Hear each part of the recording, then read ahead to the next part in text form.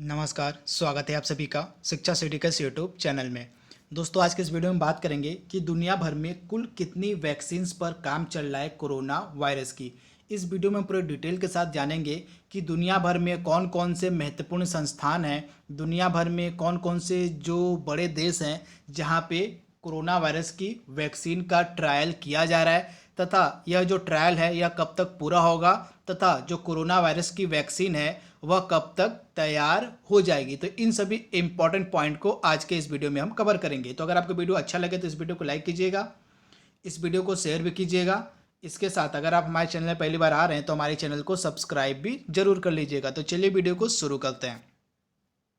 WHO के अनुसार, यानी कि जो हमारा वर्ल्ड हेल्थ ऑर्गेनाइजेशन है, जो विश्व स्वास्थ्य संगठन है, उसके अनुसार दुनिया भर में टोटल 148 वैक्सीन्स पर प्रेजेंट टाइम में काम चल रहा है कोरोना वायरस की। आप ध्यान दीजिएगा, दुनिया भर में टोटल 148 वैक्सीन्स पर काम चल रहा है कोरोना वायरस की, जिनमें से 131 जो वैक्सीन है वे प्री क्लिनिकल प्रोसेस में है और बाकी जो 17 वैक्सीन है वे क्लिनिकल ट्रायल के फेज में है। तो इसे भी आप ध्यान दीजिएगा। WHO ने बताया है, WHO के मुताबिक टोटल दुनिया भर में 148 वैक्सीन्स पर काम चल रहा है, जिनमें से 131 जो वैक्सीन है वे प्री क्लिनिकल प्रोसेस में है और बाकी की जो 17 वैक्सीन है वह क्लिनिकल ट्रायल फेज में है। तो इसे भी आप ध्यान दीजिएगा।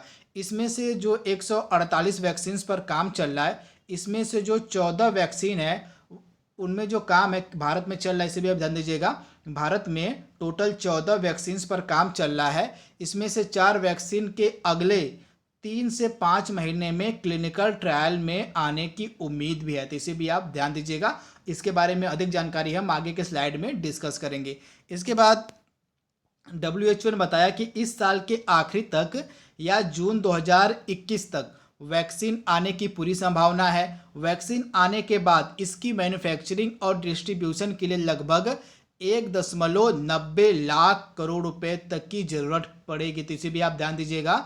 इस साल के आखिरी तक या जून 2021 तक वैक्सीन आने की पूरी उम्मीद है। वैक्सीन आने के बाद इसकी मैन्युफैक्चरिंग और डिस्ट्रीब्यूशन में लगभग 1.90 लाख करोड़ रुपए की जरूरत पड़ेगी। तो इसे भी आप ध्यान दीजिएगा। इसके बाद जो WHO के यानी कि विश्व स्वास्थ्य संगठन के प्रेजेंट टाइम में महानिदेशक हैं टेड्रोस अधनोम, इनके मुताबिक गेब्रेसियस, इसे भी आप ध्यान दीजिएगा। तो जो WHO प्रेजेंट टाइम में चीफ हैं टेड्रोस अधनोम, इनके मुताबिक साल के अंत तक, मतलब 1 साल के अंदर कोरोना की जो वैक्सीन है वह आ सकती है, ऐसा अनुमान लगाया गया है WHO के जो हेड हैं, जो मुखिया हैं टेड्रोस अधनोम के द्वारा। तो इसे भी आप ध्यान दीजिएगा। तो ये कुछ पॉइंट थे जो आपको बताने थे। अब हम बात करेंगे कि दुनिया भर में कौन कौन से महत्वपूर्ण संस्थान हैं, दुनिया भर के कौन कौन से देश है जहाँ पे कोरोना वायरस की वैक्सीन का ट्रायल किया जा रहा है। तो सबसे पहले हम बात करेंगे ऑक्सफोर्ड यूनिवर्सिटी की।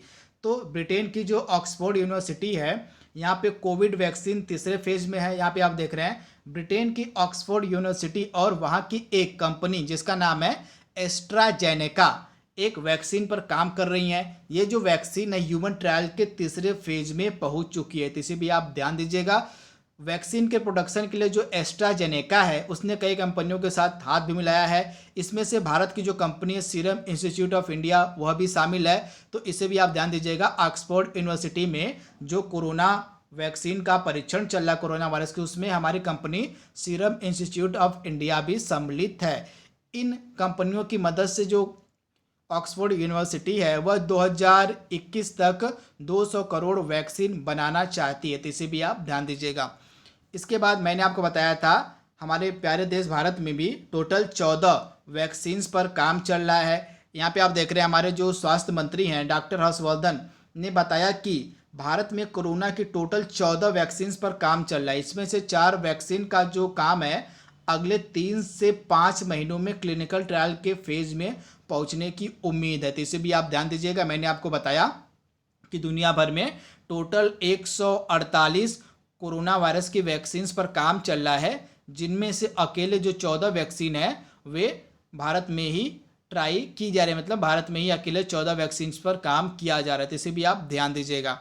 इसके बाद गुजरात की एक कंपनी है जिसका नाम है जायडस कैडिला, यह भी कोरोना वैक्सीन बनाने में काम कर रही है, तो इसे भी आप ध्यान दीजिएगा। गुजरात की एक कंपनी जिसका नाम है जायडस कैडिला, यह कंपनी भी कोविड-19 वैक्सीन बनाने में शामिल है, तथा यह वही कंपनी है कोरोना, मतलब यह जो गुजरात की कंपनी है जायड कैडिला, यह वही कंपनी जिसने 2010 में स्वाइन फ्लू की सबसे पहली वैक्सीन तैयार की थी, जिसे भी आप ध्यान दीजिएगा। गुजरात की जो जायडस कैडिला कंपनी है, यह वही कंपनी है जिसने 2010 में स्वाइन फ्लू की सबसे पहले वैक्सीन तैयार की थी, तो यह कोविड-19 के वैक्सीन के लिए भी काम कर रही है, तो इसे भी आप ध्यान दीजिएगा।